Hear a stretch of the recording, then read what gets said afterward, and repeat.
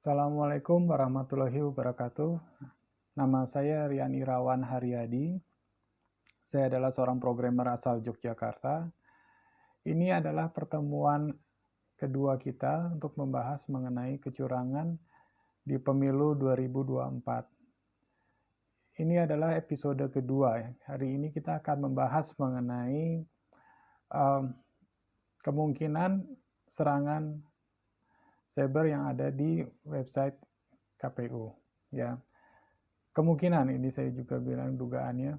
Jadi sebelum dimulai, saya akan membahas dulu mengenai beberapa isu terakhir ini yang kita dengar soal bahwa server KPU diletakkan di Alibaba Cloud ya, yang ada di luar negeri. Ya, hal ini saya ingin memberikan pandangan saja bahwa mengenai sistem cloud Alibaba Cloud secara objektif sebenarnya itu adalah sebuah layanan hosting asal yang dimiliki oleh Tiongkok ya, asal Tiongkok. Sebenarnya secara objektif Ali Cloud itu sebenarnya termasuk bagus ya, layanan yang bagus ya. Di luar dari kontroversinya karena itu buatan Tiongkok ya. Tapi saya bilang itu adalah termasuk layanan yang bagus. Jadi di dunia ini ada 3 layanan hosting yang bagus, yaitu yang pertama AWS Amazon, kemudian yang kedua Azure dari Microsoft, yang ketiga adalah Ali Cloud. Sebenarnya ditambah satu lagi yaitu Google Cloud ya. Jadi ada 4 ya. Nah, mereka adalah sebuah layanan yang bagus sebenarnya, termasuk di Ali Cloud ya. Jadi mengenai kontroversi yang kenapa hosting KPU diletakkan di Ali Cloud, sebenarnya di luar dari faktor kebijakan ya yang mengharuskan bahwa kita harus menaruh server untuk data-data sensitif itu di dalam negeri.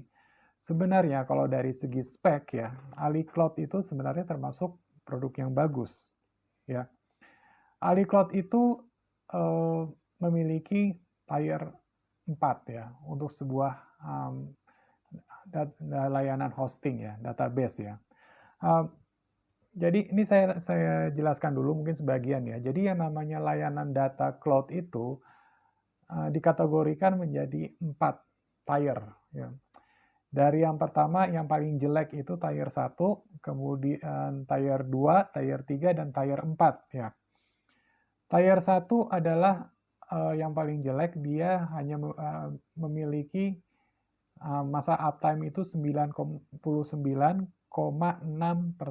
Artinya kalau di rata-rata dalam setahun dia bisa memiliki masa downtime atau masa mati server sekitar 1 jaman gitu kan. Nah, lebih bagus dari itu adalah tier 2 ya, kemudian tier 3 dan yang paling bagus adalah tier 4. Tier 4 itu harus memiliki masa uptime atau masa ready itu nggak boleh mati sama sekali, itu sebesar 99,99%. Atau dalam waktu 1 tahun dia hanya boleh mengalami masa downtime itu sekitar 2 menit ya. Jadi itu udah paling bagus. Nah, dan itu yang dimiliki oleh tiga yang tadi yang paling bagus itu, yaitu Ali Cloud, AWS, dan Azure. Mereka memiliki tier 4, itu yang paling bagus. Nah, saya tidak tahu apa alasan KPU kenapa memilih Ali Cloud ya sebagai hostingnya. Kemungkinan ya tadi mungkin ya, alasannya boleh jadi yang karena Ali Cloud itu memiliki data center tier 4. Nah, lalu bagaimana dengan data center dari milik Indonesia sendiri? Ya, kita sebenarnya ya sejauh yang saya tahu, kita sebenarnya sudah memiliki data center yang cukup mumpuni, yaitu disebut dengan nama Si Cantik dan IPDN. Ya, sebuah lembaga sendiri, namanya IPDN atau Infrastruktur Pusat Data Nasional. ya. IPDN itu dia memiliki 3 data center. Yang saya sebutkan satu saja, yaitu di Surabaya. Nah, data center ini sebenarnya cukup mumpuni, tapi saya juga kurang tahu apakah data center yang dimiliki oleh IPDN itu sudah memenuhi tier 4 ya saat ini ya. Nah, kenapa mungkin itu alasannya kenapa KPU menaruh data centernya di AliCloud. Nah, jadi sebenarnya ada bisa jadi itu karena alasan teknikal semata, kebutuhan requirement teknis ya. Nah, kemudian mengenai dugaan ya, ini juga baru dugaan, ada ya, beberapa ahli yang mengatakan bahwa adanya serangan hacker atau serangan malware ya yang dialami oleh KPU. Mengenai apakah ini bisa terjadi atau tidak, saya bilang ini ya tidak ada yang tidak mungkin, masih mungkin bisa terjadi. Walaupun ada di AliCloud, ya walaupun ada di AliCloud. Mengapa? Nah, hal ini bisa dikarenakan mungkin karena layanan dari service AliCloud sendiri. Jadi, kawan-kawan harus tahu ya, jadi yang namanya cloud itu ada berbagai macam layanan. Ya, ada layanan software as a service, kemudian ada layanan yang disebut platform as a service, dan kemudian yang terakhir infrastruktur as a service. Ya, apa itu yang disebut software as a service? Software as a service itu pelayanan yang paling rendah. Ya, jadi di situ klien tidak banyak bisa melakukan modifikasi, tidak bisa melakukan instalasi. Contohnya adalah kayak Google Workspace, itu adalah software as a service. Semua sudah terinstall oleh Google, kita tinggal pakai. Nah, kemudian yang di atasnya itu lagi yang disebut platform as a service. Platform as a service itu adalah memungkinkan klien ya atau user untuk lebih fleksibel lagi. Di situ di platform as a service, user bisa menginstal software. Contohnya adalah seperti Heroku, ya, seperti website hostingan, itu mereka masih pakai, mereka adalah jenis layanan platform as a service. Nah, yang terakhir adalah infrastruktur as a service. Infrastruktur as a service adalah jenis layanan yang memberikan keleluasaan kepada customer, ya. Jadi IaaS, infrastruktur as a service, itu memberikan akses customer untuk mengakses segala sumber daya. Jadi mulai dari memori, mulai dari hard disk, mulai dari jenis software yang diinstal, itu adalah bisa dikuasain oleh customer, oleh klien. Nah, tapi di situ ada di samping keleluasan itu tentunya pedang bermata dua. Karena IaaS adalah sebuah infrastruktur as a service, klien bisa menginstal apapun, berarti klien juga bisa menginstal malware, baik sengaja atau tidak sengaja. Bisa juga menginstal virus, bisa baik sengaja atau tidak sengaja. Ya, walaupun IaaS sendiri sudah ada fitur keamanannya, ya, seperti ada firewall dan segala macam, tapi tetap saja karena IaaS, karena kita sangat fleksibel, jadi kita bisa menginstal apapun di IaaS itu. Nah, kemungkinan besar ya, apabila memang website KPU itu terkena yang namanya malware, ya, entah itu mungkin di Sirekapnya atau di website KPU-nya sendiri, kemungkinan karena KPU menggunakan layanan seperti ini, IaaS, Infrastruktur as a Service. Karena IaaS itu memberi keleluasaan kepada klien, maka klien pun bisa menginstal apapun. Tapi timbal baliknya, malware pun bisa diinstal di situ, baik sengaja maupun tidak sengaja. Atau hidden script pun juga bisa diinstal di situ. Oke, sekarang mengenai kedugaan adanya malware yang menyerang KPU ya, seperti yang dikhawatirkan oleh beberapa pakar. Mungkin Anda bertanya-tanya, mungkinkah malware itu bisa dimasukkan ke dalam di dalam IaaS atau di dalam cloud dari Alibaba Cloud? Saya bilang itu mungkin terjadi. Oke. Karena apa? Karena layanan IaaS tadi. Nah, tapi ada satu hal yang harus Anda ketahui di sini, bahwa membuat sebuah software, membuat sebuah website itu bukan suatu perkara yang mudah, ya. Saya bukannya membela kawan-kawan di KPU ya, tapi Anda harus mengetahui bahwa yang namanya pembuatan software itu memerlukan beberapa step ya, dan itu tidak bisa main-main. Di dalam dunia software engineering ada istilah yang disebut SDLC atau Software Development Life Cycles. Ini adalah panduan guide langkah-langkah yang harus dilakukan apabila kita mau membuat sebuah website. Oke, ini akan saya tunjukkan sebentar lagi. Baik, sekarang Anda lihat gambar ini, ya. Gambar lingkaran ini adalah yang disebut dengan SDLC atau Software Development Life Cycles, ya. SDLC. Ini adalah panduan untuk pembuatan sebuah software. Ya, jadi mulai dari aplikasi mobile, aplikasi desktop, aplikasi web, semua harus menggunakan kaidah ini biasanya. SDLC itu terdiri dari 6 step, yaitu yang pertama adalah planning atau perencanaan, kedua kemudian analisis, ketiga adalah desain, keempat adalah implementasi, kelima adalah testing dan integration, dan keenam adalah maintenance. Saat sebuah software maupun website diluncurkan, termasuk juga website KPU ini, mereka harus mengikuti keenam kaidah ini, ya.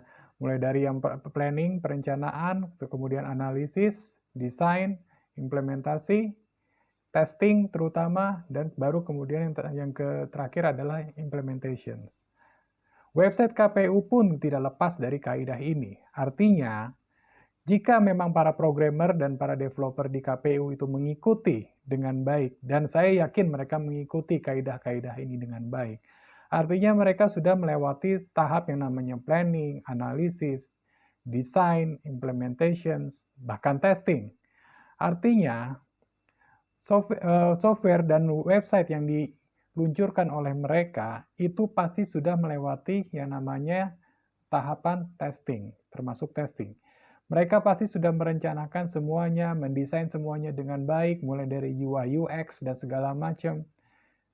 Saya yakin, saya percaya yang namanya para programmer di KPU sudah melakukan yang terbaik untuk mewujudkan ke-6 step ini. Artinya, jika ada kesalahan seperti kemarin, ya, jika ada kesalahan seperti kemarin yang dimana suara bisa melonjak, bisa jadi 300, dari 30 jadi 300, dari 50 jadi 500, dan sebagainya, seharusnya itu sudah diantisipasi oleh mereka. Karena mereka sudah melewati yang namanya tahap testing, seperti Anda lihat di gambar ini. Oke? Jadi, secara teori, kalau memang benar mereka mengikuti semua kaidah SDLC, seharusnya yang kemarin itu tidak terjadi. Oke? Yang kemarin yang suara Prabowo tiba-tiba dari 50 jadi 500 dan segala macam, itu seharusnya tidak terjadi karena sudah melewati proses testing terlebih dahulu. Tidak mudah loh membuat sebuah software. Ingat, di sini ada 6 step ya. Mereka pasti harusnya sudah mencobanya terlebih dahulu. Dan Anda jangan salah, ketika sebuah tim ya membuat software, termasuk juga sebuah website, itu tidak langsung ditaruh secara live, tidak langsung ditaruh di server, tapi melalui tahapan dulu yang disebut environment, tingkatan dulu. Yang pertama, environment pertama adalah development. Jadi mereka harus mengerjakan dulu, mengcoding dulu semuanya, ada bug, diperbaiki segalanya itu adalah proses development.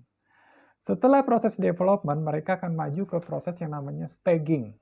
Ya, staging itu apa? Staging itu adalah proses sebelum dia akan masuk ke tahap production atau tahap yang akan siap diluncurkan. Staging itu adalah sebuah environment yang mirip sekali dengan keadaan aslinya. saat production. Tapi itu masih berupa ya ibaratnya simulasi. Baru yang terakhir adalah proses peluncuran atau proses development. Kaidah SDLC harus mengikuti ketiga environment tadi. Nggak boleh langsung membuat software tiba-tiba langsung dilempar ke online. Itu sangat tidak boleh. Dan lalu kenapa bisa terjadi kemarin? Kenapa bisa terjadi yang namanya error yang ke Prabowo suaranya tiba-tiba bisa jadi 50 ke 500? Apakah itu tidak diperhitungkan sebelumnya oleh orang KPU? Saya yakin mereka sudah memperhitungkannya. Saya yakin mereka sudah mengetesnya. Dan sewaktu mengetesnya, saya yakin error-error kemarin tidak terjadi. Ya, jadi yang kemarin yang katanya suara Prabowo jadi dari 50 jadi 500, suara Ganjar dari 10 jadi 100. Saya yakin pada tahap development, pada tahap staging, bahkan pada tahap pengetesan itu semua tidak terjadi. Saya yakin mereka juga sudah mencobanya di testing. Karena yang namanya testing itu dalam SDLC, itu ada bermacam-macam. Ada smoke testing, kemudian ada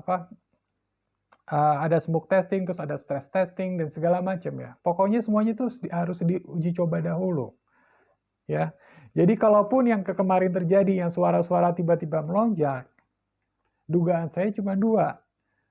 Ya, kalau ini, dan ini yang pertama tidak mungkin. Yang dugaan pertama adalah para programmer di KPU itu bodoh, mereka tidak mengetesnya terlebih dahulu, ya, dengan beban tes yang sangat besar ya, dengan user yang sangat besar. Tapi saya tidak yakin mereka melakukan kebodohan seperti itu. Nah, kemungkinan kedua adalah malware.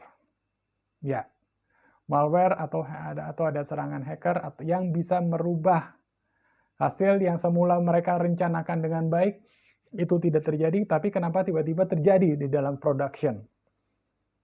Penyebabnya kemungkinan besar adalah malware. Jadi, tapi malware ini bukan malware yang sembarangan.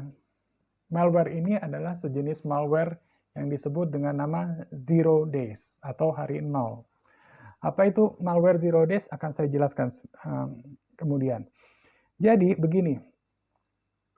Saya yakin sekali, saya bukannya lagi membela para programmer KPU ya, tapi saya yakin kejadian-kejadian error kemarin yang menyebabkan KPU harus menghentikan operasional dari si rekap itu tidak mereka rencanakan. Kemungkinan besar bug itu bahkan mereka tidak tahu sebelumnya. Jadi dengan kata lain, orang-orang KPU itu sendiri tidak tahu apa yang sedang terjadi saat ini. Tahu-tahu itu semua terjadi ketika di tahap production, di tahap semuanya sudah launching, dan ini sangat diharamkan terjadi dalam software engineering. Ada sesuatu yang salah di sini, ya. Dan itu saya yakin bukan kesalahan internal orang-orang KPU. Di sini saya tidak sedang membela orang-orang KPU ya, tapi saya berdasarkan keilmuan saya mengenai software engineering. Karena kalau seseorang menerapkan kaidah software engineering seperti yang saya ceritakan tadi, mustahil error-error kemarin itu akan terjadi. Error-error kemarin akan mudah terdeteksi pada tahap mulai dari development atau staging. Ya, mereka pasti sudah mengetesnya dulu. Tapi yang kemarin terjadi, kenapa ini bisa terjadi? Dan disinilah pengalaman forensik saya, berdasarkan pengalaman saya bisa bilang bahwa yang kemarin itu adalah sebuah malware, sebuah hidden script,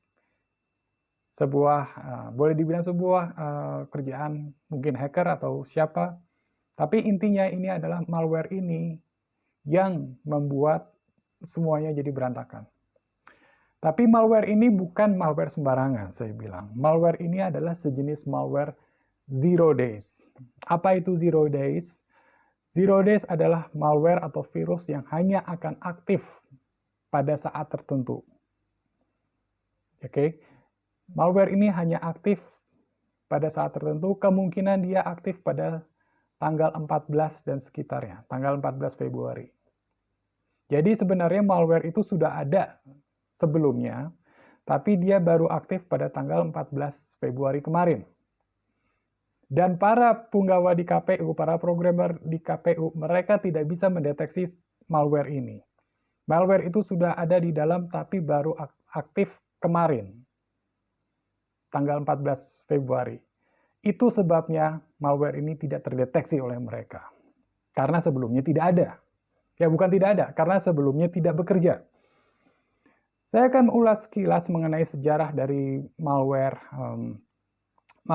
Zero Days ini. Jadi ceritanya itu dulu tahun 2010 ya, ketika Israel sedang berperang dengan Iran ya. Waktu itu Presiden Ahmadinejad ya akan mencanangkan gerakan pengayaan nuklir di Iran ya.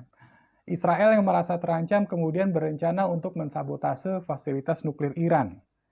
Ya, secara klandestin, secara spionase. Caranya melalui apa? Melalui virus komputer. Virus komputer yang disebut Stuxnet ya. Virus ini bikinan Israel. Nah, Israel berencana untuk menghancurkan fasilitas reaktor nuklir Iran ya. Jadi caranya mereka memasukkan virus yang hanya akan bekerja pada hari tertentu di kemudian hari. Hari itu kalau nggak salah tanggal 10 Juni 2010. Jadi virus Stuxnet itu baru akan bekerja pada tanggal demikian. Sebelum itu nggak bekerja. Tapi virus itu akan disebar kemana-mana, disebar dengan tujuan terutama adalah reaktor nuklir Iran.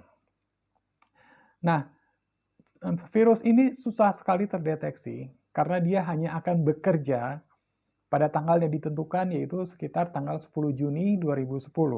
Dan ketika tanggal itu tiba, tanggal 10 Juni 2010, virus itu langsung aktif dan langsung menyerang reaktor nuklir Iran, dan akibatnya reaktor nuklir Iran pun meledak saat itu.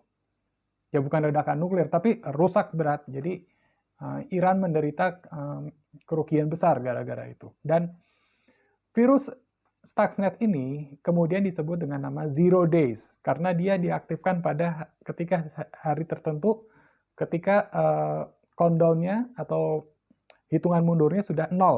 Nolnya itu waktu itu adalah tanggal yang ditentukan, yaitu 10 Juni 2010. Nah, virus ini pertama kalinya tidak terdeteksi, sangat sulit terdeteksi.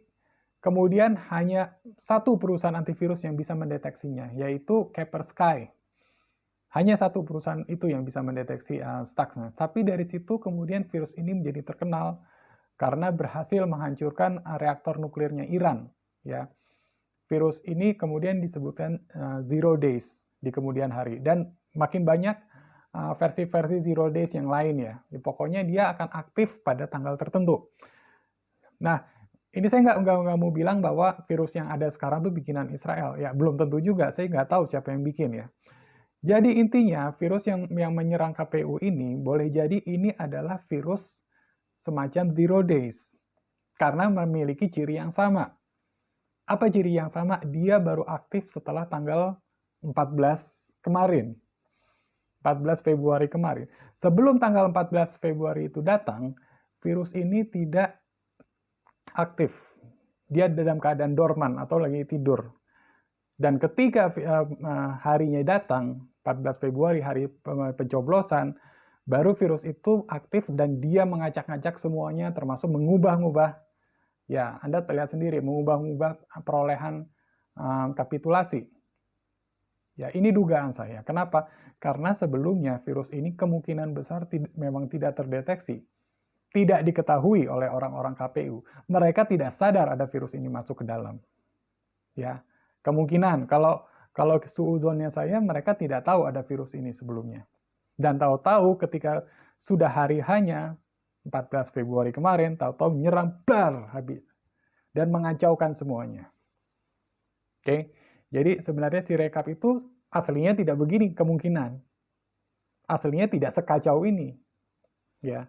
Tapi gara-gara ada Zero Days kemarin, ya udah kacau semuanya. Itu yang dugaan saya mengenai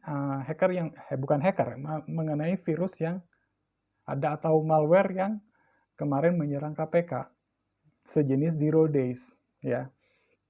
Sebenarnya ada sih cara-cara penangkalan zero days ya, cuma nantilah saya akan terangin. Saya juga takutnya beresiko ini akan justru gagal gitu kan. Tapi zero days itu memang virus yang ditentukan kapan dia aktif dan kapan dia non-aktif lagi gitu kan. Nah, jadi ini hanyalah mungkin sebagai gambaran saja untuk Anda semuanya bahwa kalau Anda mau menyerang KPU ya, andai kata gini ya, Anda ingin menyerang KPU dan ya, Anda tidak mau ketahuan, bahkan oleh orang KPU-nya sendiri, maka bisa digunakan virus semacam ini, zero days. Dia tidak akan aktif sampai pada saatnya. Ya sampai setelah tanggal 14 Februari kemarin sampai sekarang, ya kan? Karena kalau memang beneran ada, ya tadi seperti yang saya ulangin, seharusnya orang-orang KPU sudah bisa mendeteksi virus ini mendeteksi bug ini jauh-jauh hari sebelum perhitungan dilakukan. Tapi kenapa nggak ditemukan? Hingga akhirnya mereka memutuskan mematikan si rekap. Ya karena mungkin memang tidak terdeteksi saat itu. Mungkin virusnya tidak aktif saat itu. Inilah zero days. Ya. Baik, ini mungkin hanya sebagai pengetahuan aja Anda saja. Karena toh juga ini adalah berdasarkan dugaan, berdasarkan pengalaman saya, yang berdasarkan keilmuan saya, dan belum tentu juga apa yang terjadi di KPU itu sendiri adalah memang serangan malware ya, mudah-mudahan memang bukan ya. Tapi dilihat dengan apa yang terjadi kemarin, ciri-ciri khasnya, kenapa websitenya KPU, kenapa perhitungannya kok tiba-tiba hancur gitu. Semudah itu tiba-tiba jadi rusak. Saya tidak percaya KPU merencanakannya dengan jelek gitu kan. Saya percaya di KPU mereka sudah melakukan testing sebelumnya, mereka sudah melakukan ya ibaratnya software development dengan baik. Saya percaya orang-orang KPU itu orang-orang pintar juga. Mereka tidak sebodoh itu membiarkan ada bug yang begitu kelihatan. Mereka pasti mencoba dulu di environment lokal mereka, environment staging mereka, environment production, sebelum mereka majukan ke live. Jadi besar kemungkinan ya semua bencana ini bukan diinisiasi oleh KPU sendiri. Saya jujur ya, saya positif tinggi kepada KPU. Saya percaya tidak akan ada orang yang setega itu menghancurkan karya mereka sendiri ya. Website itu kan karya mereka. Masa sih mereka ngancurin milik mereka sendiri gitu. Sepertinya bukan KPU yang ingin menghancurkan yang ingin menghancurkan sistem ini ya, tapi ya oknum-oknum lain ya. Kita tidak tahu siapa ya. Yang pasti yang orang yang menginginkan ya keadaan menjadi buruk di negara ini, terutama untuk pemilu. Baik, mungkin sekian saja masukan dari saya, mudah-mudahan bermanfaat. Mudah-mudahan kita bisa ketemu esok-esok hari untuk membahas lagi mengenai perkembangan IT terkini dan terutama mengenai KPU, mengenai permasalahan KPU yang saat ini kita hadapi. Saya Rian Irawan Haryadi, programmer dari Jogja, founder dari ahlicoding.com. Undur diri. Assalamualaikum warahmatullahi wabarakatuh.